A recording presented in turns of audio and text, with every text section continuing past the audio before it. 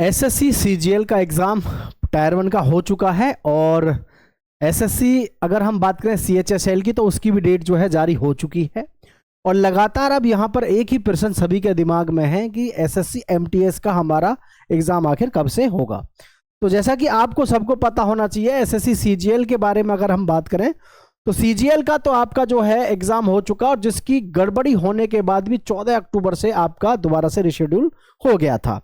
और अगर हम यहाँ बात कर रहे हैं साथियों, जैसे कि अभी पूरी प्लानिंग को देखें एसएससी को, तो जहाँ यहाँ पे जैसे दिया हुआ है एसएससी सीएचएसएल का 12 नवंबर से शुरू होकर के आपका 30 नवंबर तक आपका यानी 30 नवंबर तक आपका ये चलने वाला है एग्ज़ाम जो चलेगा हमारा। ठीक है, अब ये तो क्लियर है कि अगर ये सही सलामत तरीके से अगर ये पेपर हो जाता है सही सलामत तरीके से, इसलिए कहना पड़ रहा है क्योंकि आपको पता है कोई एग्ज़ाम शायद ऐसा जाता हो जिसमें गड़बड़ी ना होती हो। सीजीएल जैसे एग्ज़ाम में गड़बड़ी हो गई भाई।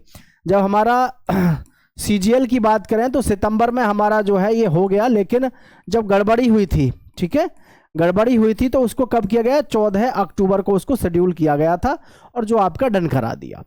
लेकिन वही बात है ना, एसएससी सीएचएसएल में जैसे 12 नवंबर से इन्होंने 30 नवंबर इसमें शेड्यूल जारी किया है, सब कुछ ठीक रहा और किसी प्रकार की कोई गड़बड़ी नहीं हुई। तो आई थिंक जो है ये हमारा काम डन होने के बाद में फिर आपका जो एसएससी एमटीएस है उसके विषय में थोड़ा सा मैं आपको बता देता हूँ, एक आइडिया दे देता हूँ।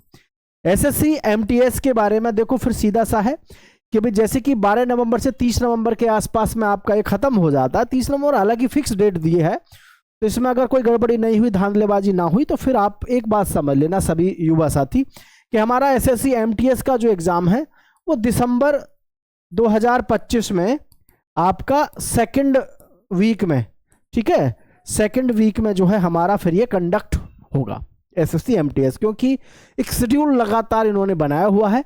पहले सीजीएल का हुआ है, फिर सीएचएसएल का और उसके बाद में एमटीएस का, और इसमें भी बहुत ज़्यादा समय लगेगा नहीं। ऐसा नहीं है कि जी महीने 1.5 महीने का समय लेंगे सीएचएसएल के बाद में, बिल्कुल नहीं।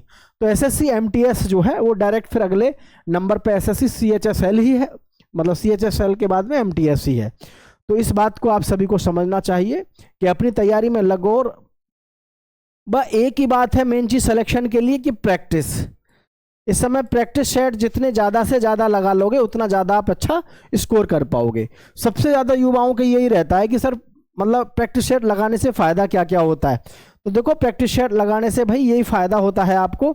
सबसे बड़ा फ़ायदा प्रैक्टिस सेट लगाने से आपको ये होता है कि इसमें आपको एक तो टाइम मैनेजमेंट करना आ जाता है, ठीक है, और दूसरा आप जब प्रैक्टिस सेट लगाते हो उन पेपरों को आप पेपर जो लगाए आपने उनमें जो क्वेश्चंस टफ लगते हैं जो आपसे नहीं होते हैं, श्योर आप उनको फिर देखते होंगे और निश्चित रूप से ऐसे ही क्वेश्चन ज़्यादा एग्जाम में आते हैं। ठीक है, तो आज की मेरी पूरी बात बहुत ही छोटे से शब्दों में मैंने यहाँ पे ख़त्म की है।